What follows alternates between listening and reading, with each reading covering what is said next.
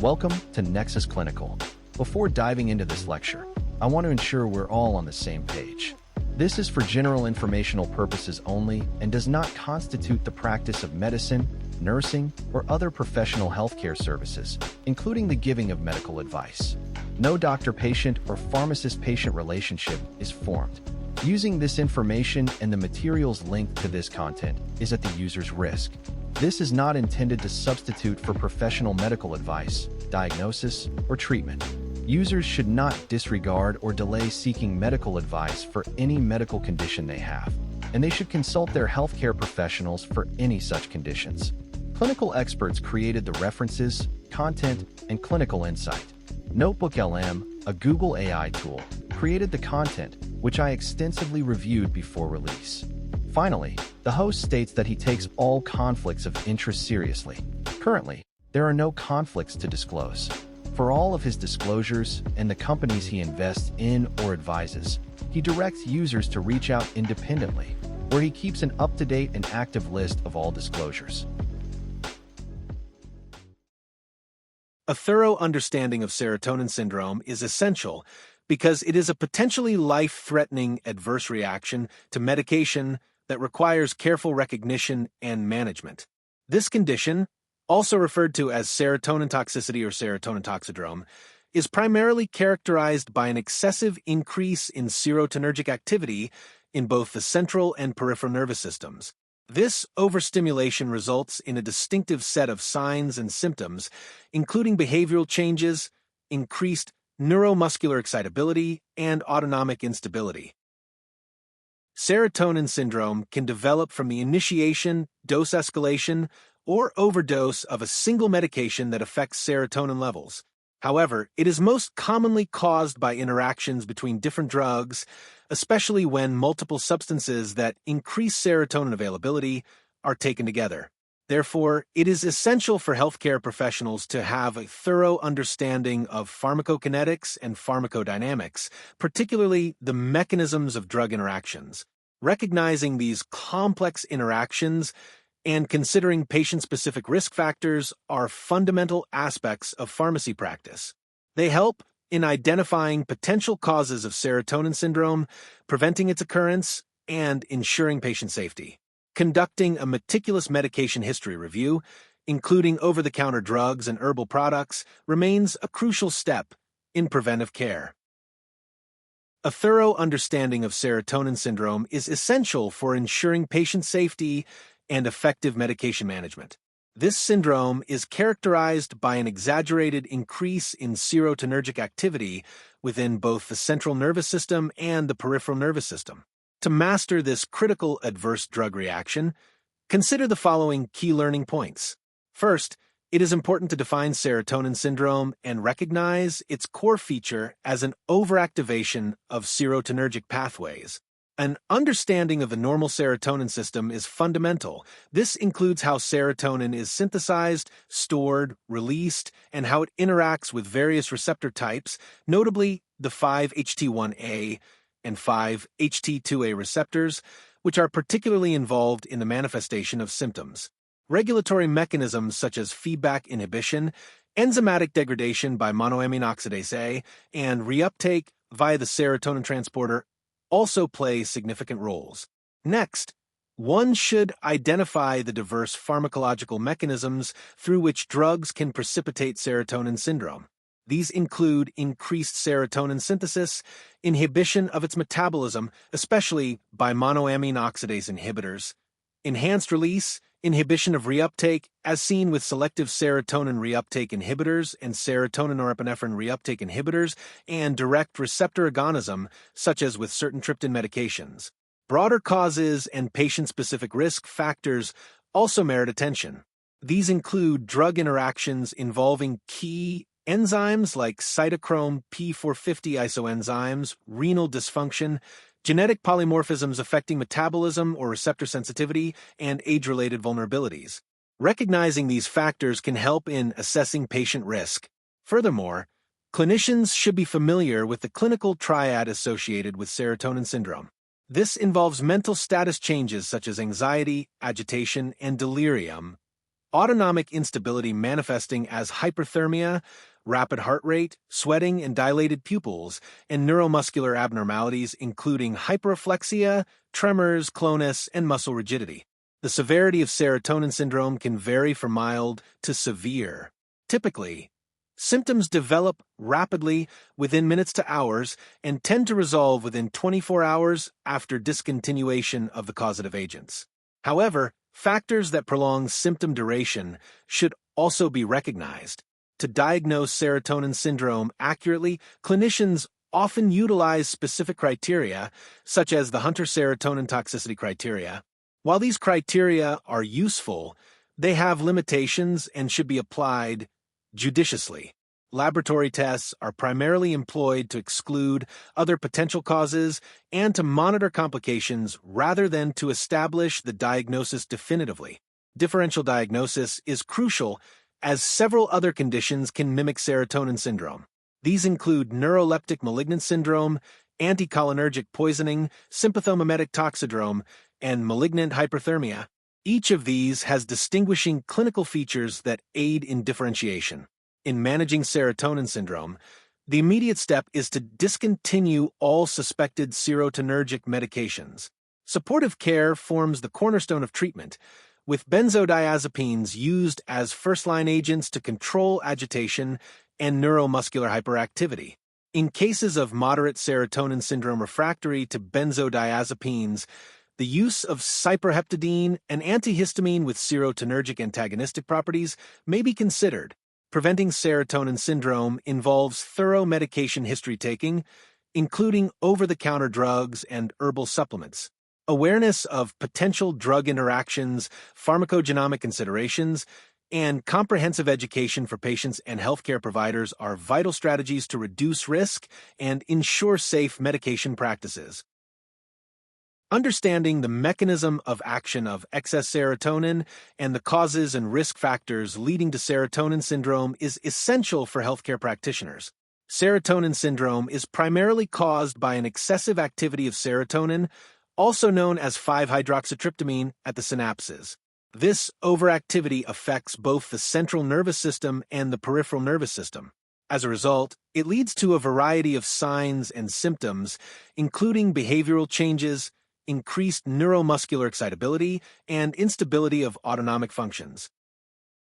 To better understand the mechanisms underlying serotonin syndrome, it is helpful to first review the normal serotonin system. Serotonin is synthesized from the amino acid L-tryptophan, which is capable of crossing the blood-brain barrier. Once inside the brain, L-tryptophan undergoes hydroxylation, a process catalyzed by the enzyme tryptophan hydroxylase, resulting in the production of 5-hydroxytryptophan. This compound is then decarboxylated to form 5-hydroxytryptamine, commonly known as serotonin. Serotonin is stored within neurons in intracellular vesicles through the action of the vesicular monoamine transporter. During neuronal depolarization, these vesicles fuse with the presynaptic membrane, releasing serotonin into the synaptic cleft.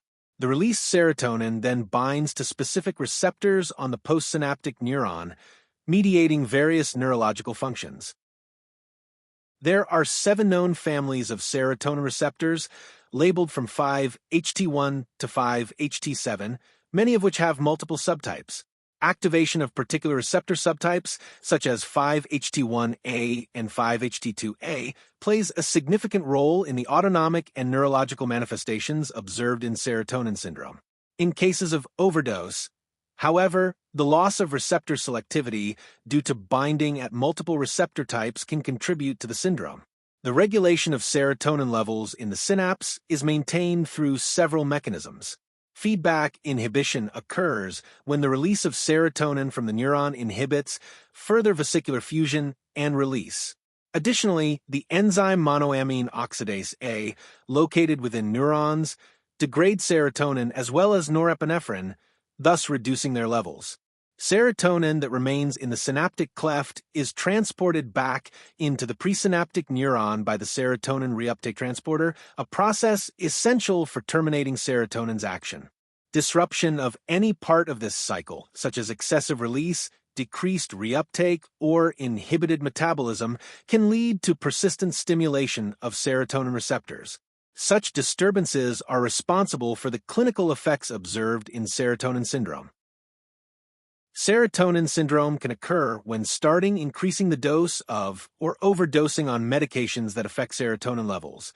Although an overdose of a single serotonergic drug can lead to serotonin syndrome, most cases result from the combination of different substances that influence serotonin in various ways. This condition arises from complex interactions among multiple agents rather than a single medication. The underlying pharmacological mechanisms that contribute to the development of serotonin syndrome can be broadly categorized. One category involves increased serotonin synthesis. For example, an increase in the availability of L-tryptophan, which is a precursor to serotonin, can theoretically lead to higher levels of endogenous serotonin, especially when combined with monoamine oxidase inhibitors. Another mechanism involves the inhibition of serotonin metabolism. Monoamine oxidase inhibitors, a class of drugs that inhibit the enzyme monoamine oxidase, prevent the degradation of serotonin. This results in higher concentrations of serotonin in the synaptic cleft and a prolonged duration of its action. These inhibitors are associated with the most severe reactions of serotonin syndrome. Examples include phenylzyme, moclobamide, chlorgeline, isocarboxazid selegiline, and razagiline. Other inhibitors of monoamine oxidase include the antibiotic linezolid and the chemical methylene blue, which can also contribute to increased serotonin levels. Certain herbal supplements, such as harmine and harmaline from Syrian rue, as well as St. John's wort, have been shown to inhibit monoamine oxidase as well. A second category involves increased serotonin release. Substances such as amphetamines and their derivatives, including 4-methylenedioxymethamphetamine, commonly known as ecstasy, and cathinones, which include cocaine, methylphenidate, and bupropion, promote the release of serotonin into the synaptic cleft. Additionally, levodopa, a precursor to dopamine, can be decarboxylated in serotonergic neurons, leading to competition with serotonin for vesicular transport and subsequent co-release into the synaptic cleft. Lithium is also associated with serotonin syndrome. Although its exact mechanism is not fully understood, it appears to increase serotonin release and enhance postsynaptic serotonin receptor sensitivity, particularly at the serotonin 1A receptor. Inhibition of serotonin reuptake is a key mechanism associated with various drugs. Selective serotonin reuptake inhibitors are a class of drugs that specifically inhibit the reuptake of serotonin, thereby prolonging its action in the synaptic cleft. Common examples include medications such as citalopram, escitalopram, fluoxetine, fluvoxamine, paroxetine, sertraline, and vilazodone. Serotonin norepinephrine reuptake inhibitors also block the reuptake of serotonin along with norepinephrine. These include drugs such as venlafaxine, desvenlafaxine, duloxetine, milnacipran, and levomilnacipran.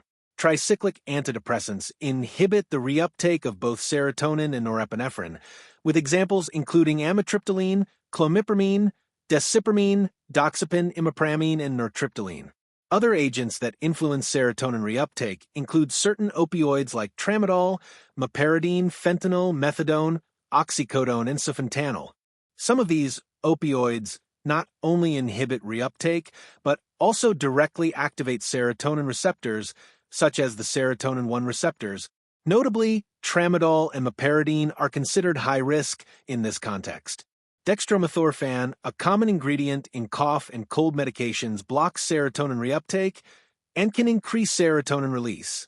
Some antiemetic drugs, such as ondansetron, granisetron, and metoclopramide, which are typically antagonists at the serotonin 3 receptors, may contribute to serotonin syndrome by increasing serotonin availability for other receptors. Additional antidepressants and drugs, including trazodone, nefazodone, bupropion, and cyclobenzaprine, can also inhibit serotonin reuptake. Moving beyond reuptake inhibition, some drugs act as direct serotonin receptor agonists.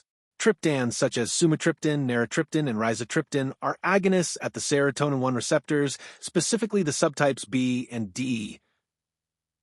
LSD, a well-known psychedelic substance, acts as an agonist at serotonin receptors. Atypical antidepressants include drugs like mirtazapine, which blocks certain serotonin receptor subtypes, specifically the serotonin 2 and serotonin 3 receptors, while also increasing the release of norepinephrine and serotonin through alpha-2 adrenergic antagonism. Vilazodone is another example. It functions as an antidepressant that combines properties of selective serotonin reuptake inhibition and serotonin 1 receptor agonism. Other compounds influencing the serotonergic system include metachlorophenylpiperazine and buspirone. The serotonergic receptors are directly involved in the symptomatology associated with certain conditions. The first type, serotonin receptor subtype 1A, appears to contribute to milder symptoms such as myoclonus, hyperreflexia, alterations in vasomotor tone, anxiety, and increased respiratory rate and hyperactivity. Animal models that overexpress these receptors tend to exhibit exaggerated responses. The second type, serotonin receptor subtype 2A, is strongly implicated in more severe symptoms, including hyperthermia, platelet aggregation, bronchoconstriction, vasoconstriction, which can lead to hypertension and cognitive and behavioral changes. Blocking these receptors has been shown to prevent hyperthermia, as demonstrated by studies involving the medication olanzapine in animal models. However, antagonism of these receptors, particularly when combined with selective serotonin reuptake inhibitors and simultaneous activation of serotonin receptor subtype 1A, can also contribute to the onset of serotonin syndrome. This occurs because such interactions can alter control within corticolimbic neural networks or inhibit gamma-aminobutyric acidergic neurons, resulting in increased serotonin release. Lastly, activation of serotonin receptor subtype 3 is linked to gastrointestinal symptoms, including diarrhea, nausea, and abdominal pain. Beyond direct pharmacological actions, several factors can increase an individual's susceptibility to serotonin syndrome. One such factor involves drug-drug interactions, particularly with medications that inhibit key metabolic enzymes. Non-serotonergic drugs can precipitate serotonin syndrome by hindering the metabolism of other serotonergic medications. The cytochrome P450 enzyme system, especially enzymes such as CYP2C19, CYP2D6, and CYP3A4, plays a crucial role in metabolizing many drugs that can induce serotonin syndrome. When these enzymes are inhibited, it can lead to the accumulation of serotonergic agents in the body. For example, certain medications like paroxetine, norfluoxetine, and fluoxetine are known to inhibit the enzyme CYP2D6. Similarly, fluvoxamine inhibits CYP1A2 and CYP2C19, while nefazodone inhibits CYP3A4. Additionally, impairment of kidney function can also increase the risk of serotonin syndrome. When the kidneys do not effectively clear medications from the body, drugs such as sertraline may accumulate, further elevating the risk of developing this condition. Genetic polymorphisms refer to individual genetic variations that can significantly influence how a person metabolizes drugs and how their receptors function. These variations can predispose some patients to develop serotonin syndrome. Specifically, polymorphisms in the genes CYP2D6 and CYP2C19, particularly in individuals categorized as slow or intermediate metabolizers, can result in higher drug concentrations. This increased concentration may lead to a greater risk of adverse reactions, even when standard doses of certain antidepressants are administered. Some of these antidepressants include venlafaxine, aripiprazole, haloperidol, risperidone, nortriptyline, paroxetine, quetiapine, amitriptyline, mirtazapine, fluvoxamine, escitalopram, sertraline, clozapine, and fluoxetine. In addition, genetic variations in the serotonin 2A receptor gene can also influence drug response. Variations such as a specific polymorphism in the gene associated with this receptor can alter its expression levels, signal transduction pathways, and ligand affinity. Individuals who are homozygous for certain alleles may have an increased risk of developing adverse reactions related to serotonin. This could be due to a reduced production of the serotonin 2A receptor. However, studies investigating the direct correlation between these genetic variations and the diagnosis of serotonin syndrome, especially those using stricter diagnostic criteria, have produced mixed results. Clinical conditions that may increase the risk of serotonin syndrome include various cardiovascular diseases, such as hypertension, thrombosis, myocardial infarction, and coronary atherosclerosis. Patients suffering from these conditions often exhibit elevated levels of circulating serotonin, which could contribute to the development of serotonin syndrome. Tobacco use is also associated with changes in serotonin signaling pathways, potentially increasing the risk of this condition. In addition, elderly patients should be monitored carefully as they are more susceptible to serotonin syndrome due to natural variations in their metabolism and changes in mental status. The true incidence of serotonin syndrome is difficult to determine because it is frequently underrecognized and misdiagnosed. Mild cases can be overlooked and rapid progression can occur without prompt diagnosis. Furthermore, serotonin syndrome can be confused with other toxicities such as anticholinergic toxicity or neuroleptic malignant syndrome, leading to diagnostic errors. Lastly, the increasing global use of antidepressant medications, along with the heightened mental health challenges observed during the COVID-19 pandemic, has expanded the population at risk for serotonin syndrome. This underscores the importance of raising awareness among healthcare professionals and the public to improve recognition and management of this condition. The manifestation of serotonin syndrome is a spectrum that can vary widely among individuals. It ranges from mild symptoms, which may be easily overlooked, to severe cases that can be life-threatening. The clinical presentation of serotonin syndrome typically involves three core components.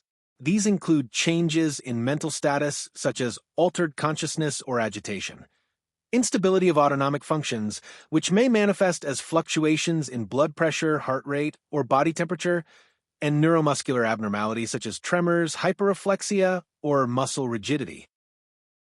Mental status changes can be highly varied due to the widespread influence of serotonin in the central nervous system. Patients may present with symptoms such as anxiety, agitation, or delirium. More subtle indicators include mild confusion, hypomania, restlessness, or somnolence accompanied by pressured speech. In severe cases, these symptoms can progress to more serious conditions such as decreased alertness, seizures, or coma. Autonomic instability involves a range of physiological dysregulations. One of the hallmark signs is hyperthermia, which can reach temperatures above 40 degrees Celsius and, in severe cases, exceed 41.1 degrees Celsius. It is important to understand that this elevated temperature is not caused by hypothalamic thermostat dysregulation. Instead, it results from hyperexcitability and direct serotonergic effects on muscle activity, making antipyretic medications ineffective. Additionally, individuals may experience hypertension and rapid heartbeat, which are commonly observed symptoms. Other signs include excessive sweating, flushing of the skin, and dilation of the pupils. Early indications can also include gastrointestinal disturbances such as nausea, vomiting, and diarrhea, which may serve as early warning signs of the condition. Neuromuscular abnormalities are often key features in describing stiff person syndrome. Patients typically exhibit hyperreflexia, which is more pronounced in the lower extremities. Clonus, a repetitive rhythmic muscle contraction, is a significant diagnostic sign. It can be induced by dorsiflexion of the foot, observed as ocular or ping-pong gaze, or occur spontaneously, especially in more severe cases. In moderate to severe presentations, clonus may become inextinguishable. Myoclonus, characterized by brief, involuntary twitching of muscles or groups of muscles, is frequently noted and is particularly important for differentiating stiff person syndrome from other conditions with similar symptoms. Additionally, hyperkinesia or excessive movement and akathisia, which is an inability to remain still, are observed. In the most severe cases, neuromuscular activity can escalate to profound rigidity, potentially replacing clonus altogether, representing a dangerous progression of the syndrome. The severity of symptoms in serotonin syndrome is used to classify the condition into mild, moderate, or severe forms. Mild serotonin syndrome usually involves subtle changes in mental status or mild confusion. It is often accompanied by rapid heart rate, excessive sweating, dilation of the pupils, intermittent tremors, and inducible clonus. These flu-like symptoms are frequently overlooked initially. Moderate serotonin syndrome is characterized by a body temperature that may reach up to 40 degrees Celsius.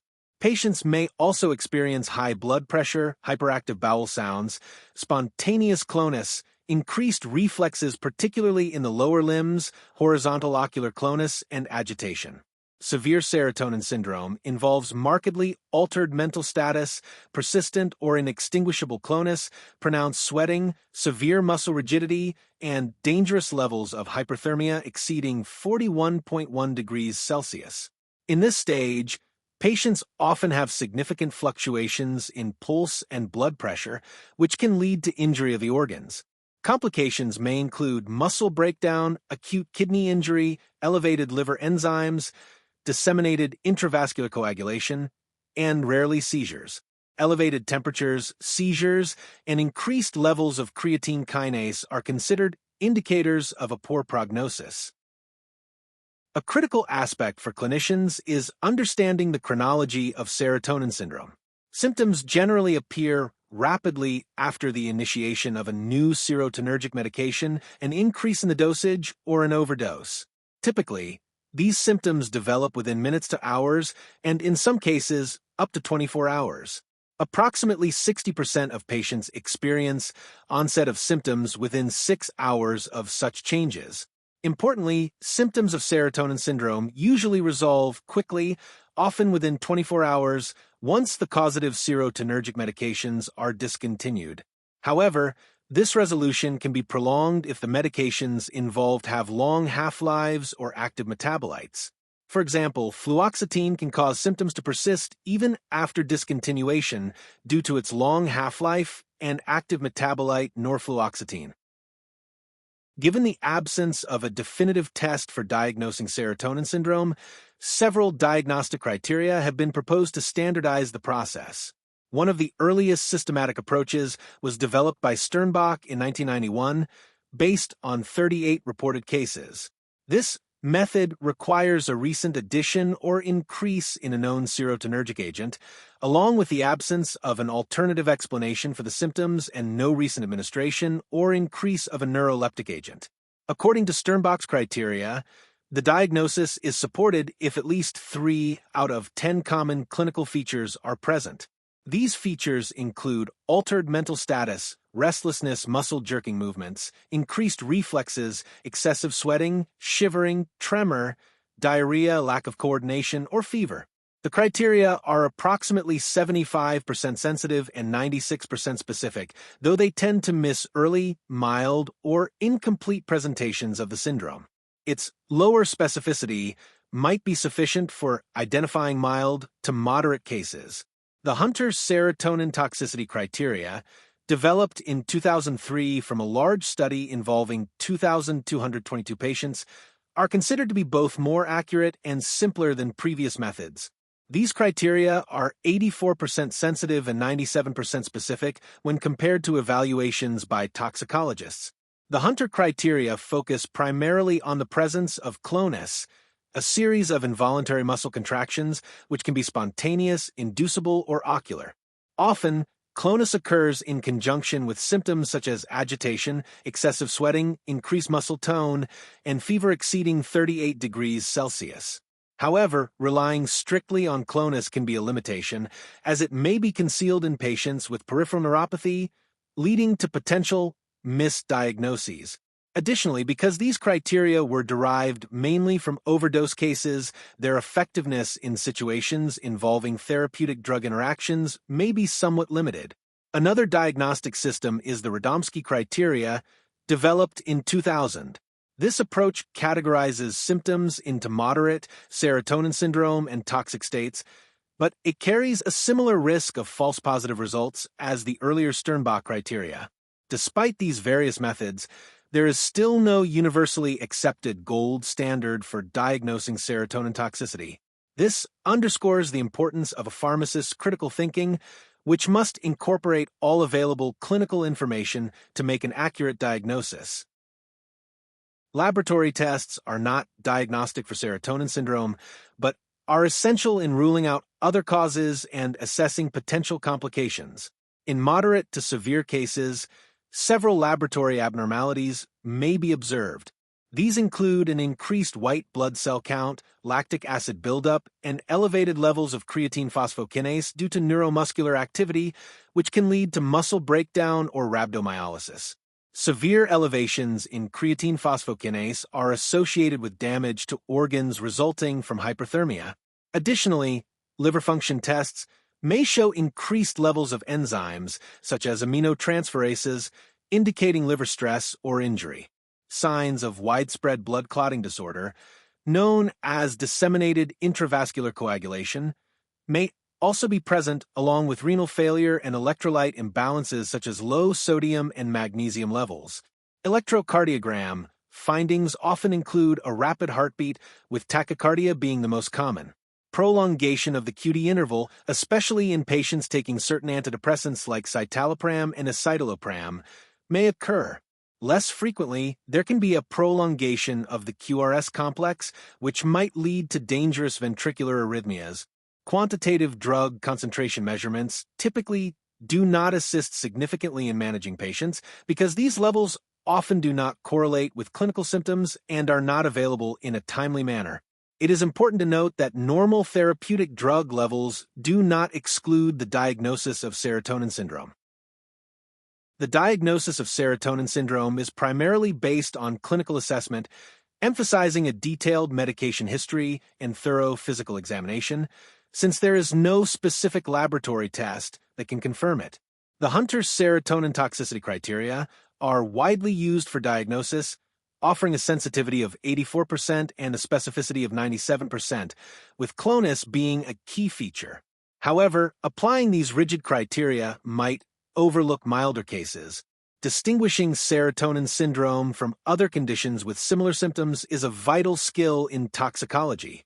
Neuroleptic malignant syndrome, for instance, shares some features with serotonin syndrome, but usually has a slower onset, developing over days to weeks. Serotonin syndrome tends to develop rapidly within hours and presents with increased muscle activity, involuntary muscle contractions, tremors, and heightened reflex responses, often more evident in the lower limbs. Patients may also show hyperactive bowel sounds and moist skin.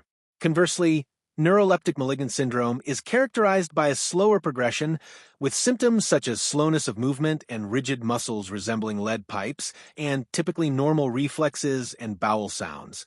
Nevertheless, there can be overlapping features, as serotonin syndrome may sometimes include rigidity and elevated muscle enzyme levels, suggesting some commonality in their underlying mechanisms. Differentiation from anticholinergic poisoning is also important. Patients with serotonin syndrome usually exhibit moist oral mucosa, excessive sweating, and hyperactive bowel sounds, whereas those with anticholinergic poisoning tend to have dry mucous membranes, flush skin, and reduced bowel activity. It can be particularly challenging to distinguish serotonin syndrome from sympathomimetic toxicity, as they share many symptoms. However, the presence of involuntary muscle contractions and a history of using serotonergic medications are critical clues pointing toward serotonin syndrome.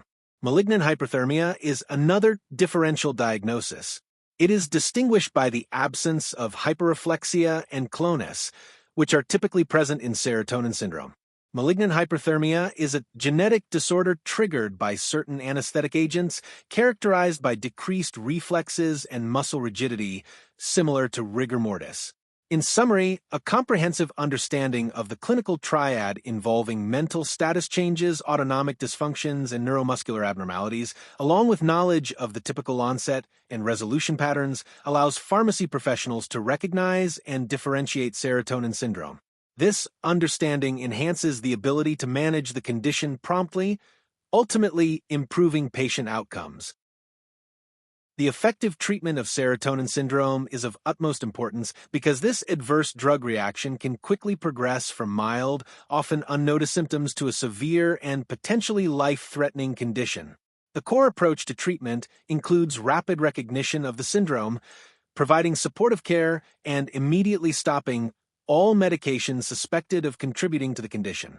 Most cases of serotonin syndrome tend to resolve within approximately 12 to 24 hours after the offending medication is discontinued and supportive care is provided. The severity of the syndrome influences the level of management required, with more severe cases needing more intensive intervention. The first and most crucial step in treatment is to discontinue the causative agents. Pharmacists play an essential role in identifying all medications that could contribute to serotonin syndrome. These include prescription drugs such as serotonin reuptake inhibitors, serotonin norepinephrine reuptake inhibitors, tricyclic antidepressants, monoamine oxidase inhibitors, opioids, triptans, and antiemetics. Over-the-counter remedies like dextromethorphan and chlorpheniramine, herbal supplements such as St. John's wort, and illicit substances including ecstasy, lysergic acid diethylamide, and cocaine can also be contributing factors. Special attention should be given to drugs with long half-lives such as fluoxetine, which can remain active in the body for 1 to 2 weeks. Their active metabolites like norfluoxetine can further prolong the duration of symptoms or even trigger symptoms after the initial discontinuation. Supportive care and symptom management focus on alleviating the triad of mental status changes, autonomic instability, and neuromuscular abnormalities. Mild serotonin syndrome occurs when patients experience less severe symptoms such as tremors, clonus that can be triggered, and a slightly increased heart rate. Treatment generally involves providing intravenous fluids to support hydration and administering benzodiazepines to help manage symptoms. Usually, these symptoms resolve within 24 hours. It is advisable to observe patients for at least 6 hours to ensure their condition improves and no further complications arise.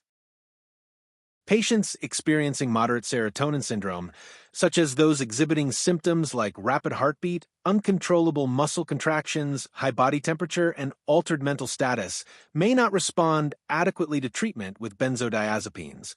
In such cases, they might benefit from the administration of cyproheptadine, a serotonin antagonist.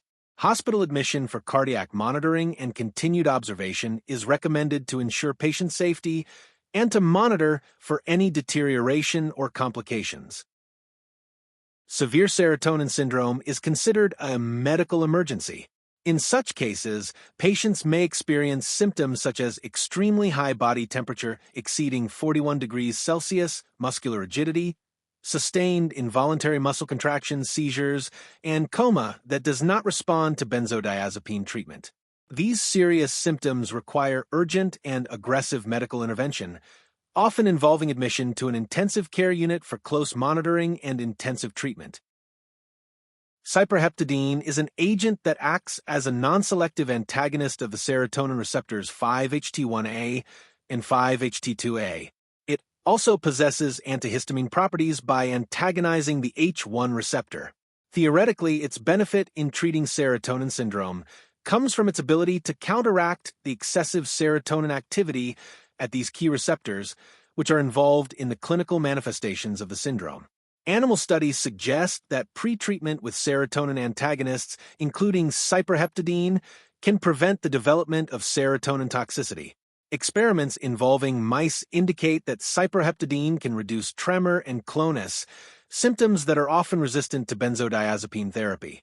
One particular animal model showed that antagonists of the 5-HT2A receptor, such as olanzapine, prevented hyperthermia in cases of serotonin syndrome. This supports the involvement of these receptors in regulating body temperature and highlights the potential role of cyproheptadine in this process. Several case reports in humans have documented successful use of oral cyproheptadine at doses of 4 milligrams or higher in patients experiencing serotonin syndrome. These patients generally presented with mild to moderate symptoms of serotonin toxicity and did not exhibit hyperthermia. This evidence supports the use of cyproheptadine in such cases. It is important to note, however, that no randomized controlled trials in humans currently support a survival benefit from cyproheptadine therapy.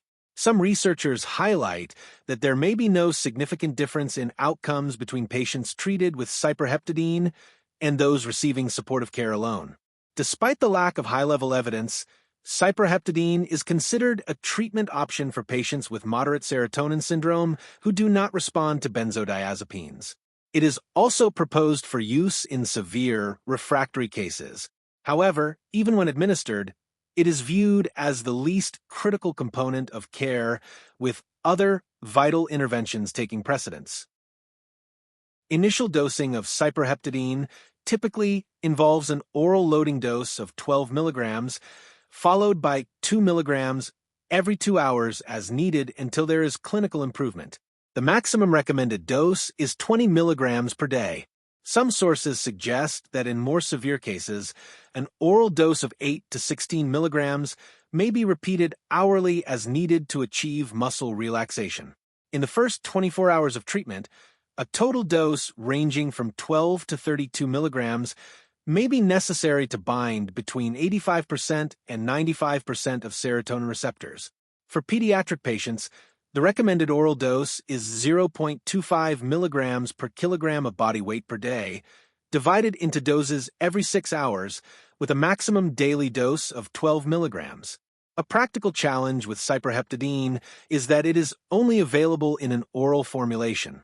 This can be problematic for patients with altered mental status, and in such cases, administration through a nasogastric tube may be required.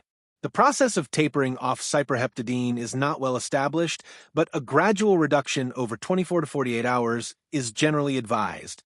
This should be accompanied by careful re-examination to monitor for any recurrence of serotonergic symptoms. Cyperheptadine has anticholinergic properties, and as a result, it may potentially induce an anticholinergic toxidrome. When considering its use in treating serotonin syndrome, it is important to understand that although it may theoretically serve as a serotonin antagonist and has shown some anecdotal success in milder cases, it should not replace aggressive supportive care. The primary approach involves prompt recognition of the syndrome, discontinuation of all serotonergic agents, management of agitation primarily with benzodiazepines, aggressive cooling measures for hyperthermia, and supportive care for complications such as muscle breakdown and cardiovascular instability. Cyperheptadine is generally considered for moderate to severe cases that do not respond to benzodiazepines. However, there is limited robust evidence from human studies regarding its effectiveness in improving critical outcomes, and it should be used with caution within the context of comprehensive supportive treatment. Effective management of agitation is a fundamental aspect of treating serotonin syndrome, a potentially fatal adverse reaction to medication that results from excessive serotonergic activity within the central and peripheral nervous systems. Symptoms of agitation can vary widely depending on the severity of the syndrome. In less severe cases, individuals may experience anxiety and mild confusion. However, in more critical situations, agitation can escalate to delirium, heightened alertness, seizures, or even coma. This increased neuromuscular activity can worsen other life-threatening symptoms, notably elevated body temperature, and may lead to serious complications such as lactic acidosis and muscle breakdown. The cornerstone of treatment involves promptly recognizing the condition and immediately stopping all suspected serotonergic medications. In many cases, especially when symptoms are mild, simply removing the causative drugs and providing supportive care can lead to recovery within 12 to 24 hours. Benzodiazepines are recommended as the first-line treatment for managing agitation in patients with serotonin syndrome. Even in mild cases such as those presenting with tremor, extinguishable clonus, or mild tachycardia, benzodiazepines, along with intravenous fluid support, are typically sufficient to resolve symptoms within 24 hours. In more moderate to severe cases, where symptoms include tachycardia, inextinguishable clonus, hyperthermia, and altered mental status, benzodiazepines become a critical component of care. High doses of benzodiazepines are used as part of aggressive supportive therapy to address progressively worsening symptoms such as tremor, hyperthermia, tachycardia, and muscle breakdown. A primary benefit of benzodiazepines is their ability to induce muscle relaxation, which is vital for controlling the significant neuromuscular hyperactivity characteristic of serotonin syndrome. They are effective in managing muscle rigidity, clonus, myoclonus, and tremors, which are direct effects of excessive serotonergic activity. Rapidly controlling muscle rigidity and clonus helps prevent complications. By lowering muscle activity, benzodiazepines reduce the risk of serious complications such as lactic acidosis and muscle breakdown, which can occur from sustained muscle contractions. The indirect reduction of hyperthermia in serotonin syndrome is primarily due to its association with excessive neuromuscular activity and sustained muscle rigidity, rather than a dysfunction of the hypothalamic thermostat. Providing muscle relaxation through medications such as benzodiazepines helps to lower core body temperature. Animal studies have demonstrated that diazepam, a long-acting benzodiazepine, can induce sedation while reducing fever. Controlling agitation with benzodiazepines is essential because agitation itself can exacerbate hyperthermia. Benzodiazepines also possess anti-epileptic properties and are used to manage seizures that may occur in serotonin syndrome. In cases where seizures are induced by certain serotonergic agents like bupropion, careful use of benzodiazepines is recommended. While other sedatives such as dexmedetomidine can be helpful, benzodiazepines are generally considered superior for patients experiencing seizures due to their anti-epileptic activity. Controlling agitation is a critical part of managing serotonin syndrome, as uncontrolled agitation can worsen hyperthermia and lead to further complications. If significant muscle clonus, rapid heartbeat, and altered mental status do not respond to benzodiazepines, this suggests a more severe case that requires admission to an intensive care unit.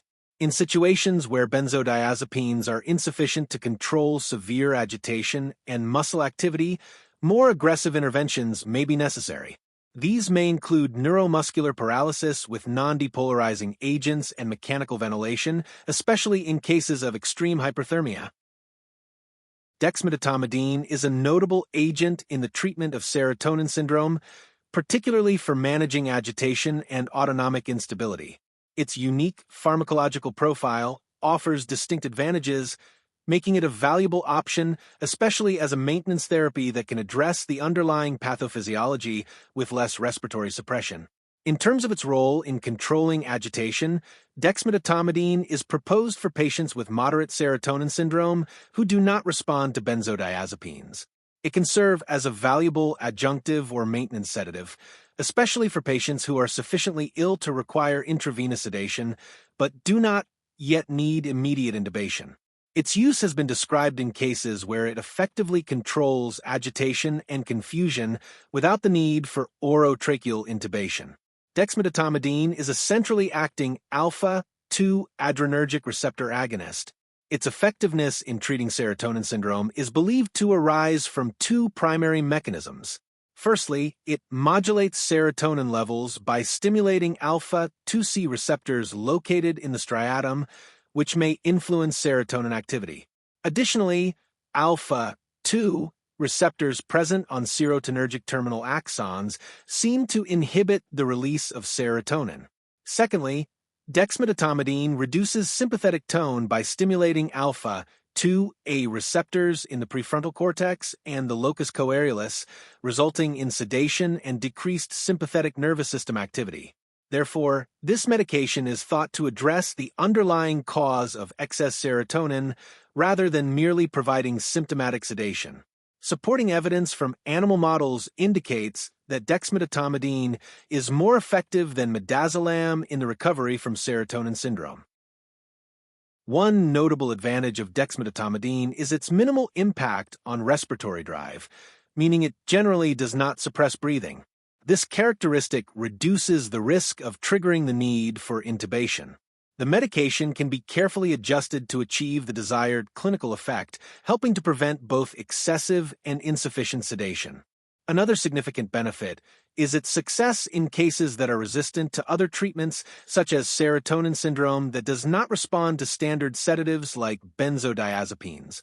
Furthermore, dexmedetomidine is less likely to cause delirium or paradoxical agitation, which can sometimes be triggered by benzodiazepines in patients with serotonin syndrome. Additionally, dexmedetomidine can be particularly useful when the diagnosis is unclear.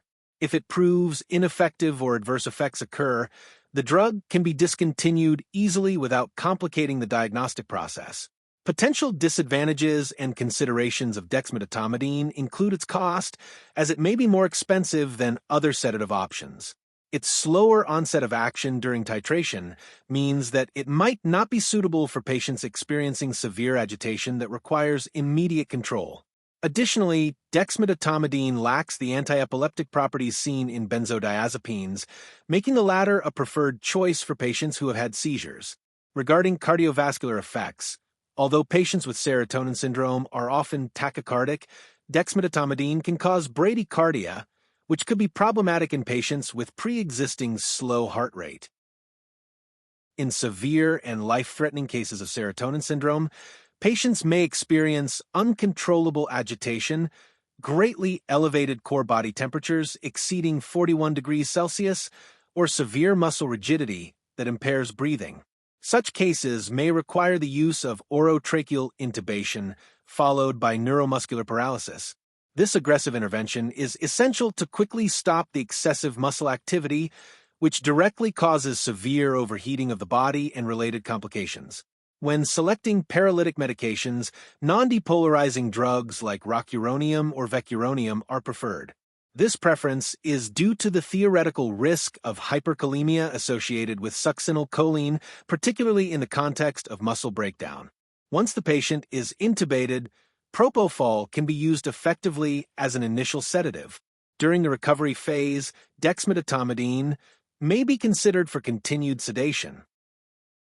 The primary principle in treating serotonin syndrome involves rapid recognition of the condition, discontinuation of the causative serotonergic agents, and providing comprehensive supportive care. When addressing hemodynamic instability, interventions should be tailored to the patient's specific presentation and the severity of their symptoms. Hyperthermia, especially when the body temperature exceeds 41 degrees Celsius, indicates a severe form of serotonin syndrome and poses a significant risk to life due to potential damage to organs such as muscles, kidneys, and the blood's ability to clot properly. To manage hyperthermia, aggressive physical cooling methods are employed, which may include using fans, water sprays, ice packs, cooled intravenous fluids, and cooling blankets. It is important to note that antipyretic medications like acetaminophen or ibuprofen are ineffective in this scenario because the hyperthermia results from muscle activity rather than a malfunction of the body's temperature regulation center. Moreover, these medications are contraindicated as they can cause liver damage, potentially worsening the patient's condition. Regarding cardiovascular instability, high blood pressure often resolves when agitation is controlled. If necessary, short-acting, adjustable antihypertensive medications such as medications with rapid onset and offset are recommended due to the fluctuating nature of blood pressure in these patients. Examples include medications like esmolol or nitroprusside. Conversely, hydralazine should be avoided because it may increase serotonin levels, potentially worsening the syndrome. Low blood pressure is more common among patients who are using monoamine oxidase inhibitors. This condition should be managed with low doses of direct-acting vasopressor medications such as norepinephrine, epinephrine, or phenylephrine, which directly stimulate blood vessels to raise blood pressure. Indirect-acting agents like dopamine should be avoided in patients on monoamine oxidase inhibitors because they can cause unpredictable fluctuations in blood pressure, complicating the management of these patients. Management of fluid, electrolytes, and rhabdomyolysis involves several important considerations. Intravenous fluids are essential for maintaining hydration and managing rhabdomyolysis effectively. It is also crucial to continuously monitor creatine kinase levels, as rhabdomyolysis can develop over time even if initial levels are normal. Addressing electrolyte imbalances, such as low sodium and magnesium levels, is another vital component of care. Additionally, it is important to avoid nephrotoxins because of the high risk of developing acute kidney injury associated with rhabdomyolysis. In managing serotonin syndrome, it is important to carefully consider various pharmacological agents for controlling agitation and other symptoms. Current evidence and literature offer specific guidance regarding the avoidance or lack of recommendation for certain drugs, including haloperidol, methotrexate, chlorpromazine, and propranolol.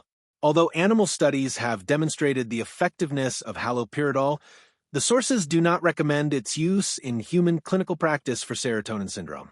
This indicates a lack of robust evidence supporting its routine application for managing agitation or other symptoms of the condition. The agents methotrexate, chlorpromazine, and propranolol, along with atypical antipsychotics, have been anecdotally reported as successful in treating serotonin toxicity. However, despite these anecdotal reports, sources consistently state that these therapies are not currently recommended or cannot be recommended at this time for treating serotonin syndrome. Specifically regarding propranolol, one source notes that beta blockers like propranolol, which block certain serotonin receptors, might theoretically benefit cases of moderate serotonin syndrome presenting with hypertension. Nevertheless, this potential benefit is tempered by observations from animal studies where animals treated with propranolol did not respond adequately to serotonin syndrome. The lack of effective response in animal models, coupled with the general stance that these treatments are not currently recommended, reinforces caution against their use. Bromocriptine is a treatment option for neuroleptic malignant syndrome. However, it should be avoided in cases of serotonin syndrome due to its serotonergic effects, which can exacerbate symptoms. Dantrolene is used for malignant hyperthermia, but has not been shown to be helpful in treating serotonin syndrome. Opioids such as fentanyl and oxycodone may increase serotonin levels and should be avoided for pain management in patients with serotonin syndrome. Hydromorphone may serve as a safer alternative.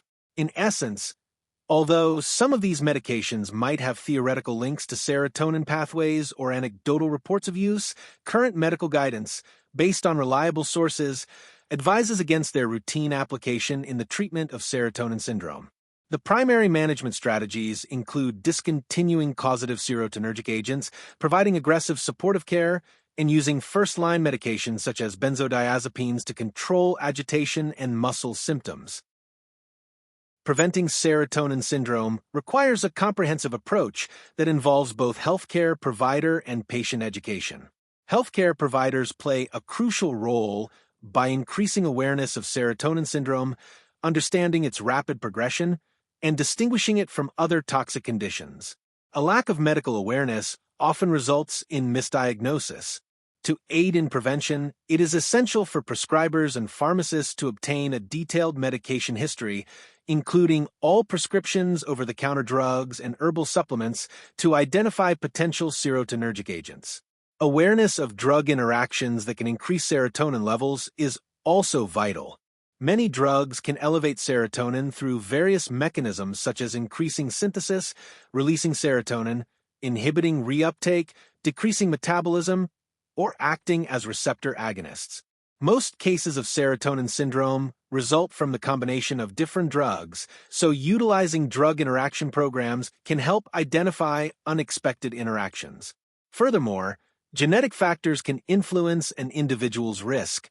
Variations in enzymes responsible for drug metabolism, such as cytochrome P450 enzymes 2D6, 2C19, and 3A4, as well as receptor sensitivity involving serotonin 2A receptors, can affect how patients process medications.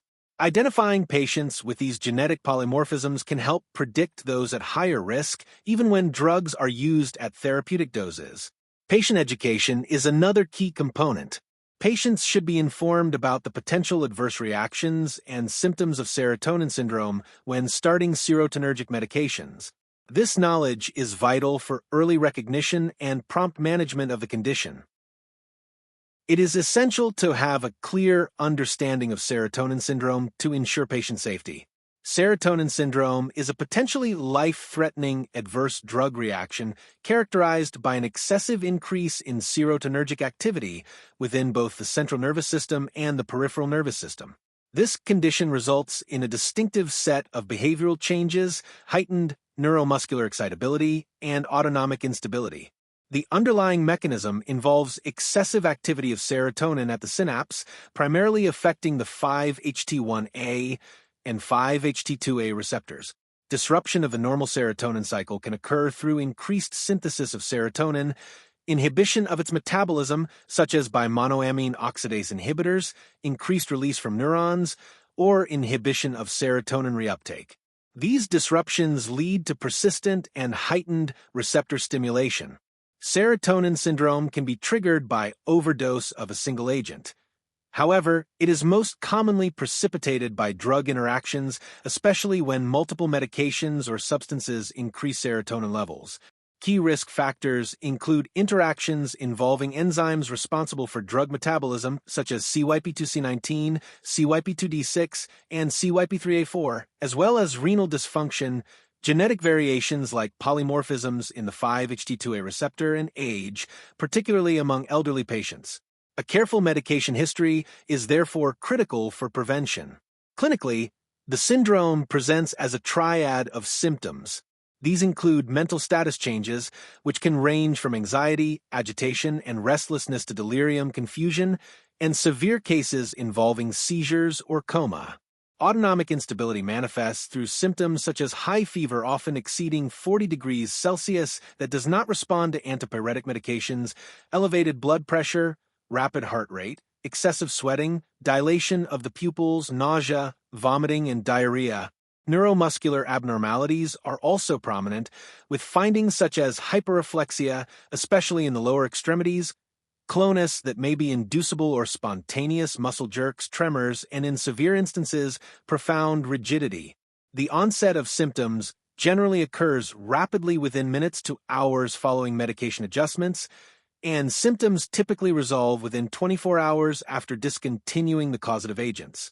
However, in cases involving drugs with long half-lives, resolution may take longer. Diagnosis of serotonin syndrome is primarily clinical, as there is no specific laboratory test to confirm it. The Hunter serotonin toxicity criteria are commonly used, emphasizing the presence of clonus, but these criteria may overlook milder cases. Laboratory tests are mainly employed to exclude other causes and evaluate possible complications such as muscle breakdown, kidney failure, or electrolyte imbalances. Differentiating serotonin syndrome from similar conditions is vital. It should be distinguished from neuroleptic malignant syndrome, which has a slower onset, lead pipe rigidity, and normal reflexes, anticholinergic toxidrome, characterized by dry skin and mucous membranes and decreased bowel movements, sympathomimetic toxidrome, which usually lacks clonus, and malignant hyperthermia, which features decreased reflexes and muscle rigidity similar to rigor mortis. Management involves rapid recognition and discontinuation of all serotonergic agents. Supportive care is critical, including cooling measures for hyperthermia and intravenous fluids. Benzodiazepines are the first-line medications for controlling agitation and neuromuscular hyperactivity, helping to relax muscles and indirectly reduce body temperature. In cases that are moderate or refractory, a serotonin antagonist can be administered. While cyproheptadine is often considered for such situations, robust evidence supporting its survival benefit is lacking. Severe cases with extreme hyperthermia or muscle rigidity may require neuromuscular paralysis and mechanical ventilation. Certain drugs are generally not recommended in treatment, including haloperidol, methosergide, chlorpromazine, propranolol, bromocriptine, and dantrolene. Prevention relies on careful medication history taking, including over-the-counter drugs and herbal supplements, as well as awareness of drug interactions, genetic factors influencing drug metabolism, and patient and healthcare provider education. This was an episode of the Nexus Clinical Podcast. This is for general informational purposes only and does not constitute the practice of medicine, nursing, or other professional healthcare services, including the giving of medical advice. No doctor-patient or pharmacist-patient relationship is formed. Using this information and the materials linked to this content is at the user's risk. This is not intended to substitute for professional medical advice, diagnosis, or treatment. Users should not disregard or delay seeking medical advice for any medical condition they have. and they should consult their healthcare professionals for any such conditions. Clinical experts created the references, content, and clinical insight. NotebookLM, a Google AI tool, created the content, which I extensively reviewed before release. Finally, the host states that he takes all conflicts of interest seriously. Currently, there are no conflicts to disclose. For all of his disclosures and the companies he invests in or advises, he directs users to reach out independently, where he keeps an up-to-date and active list of all disclosures.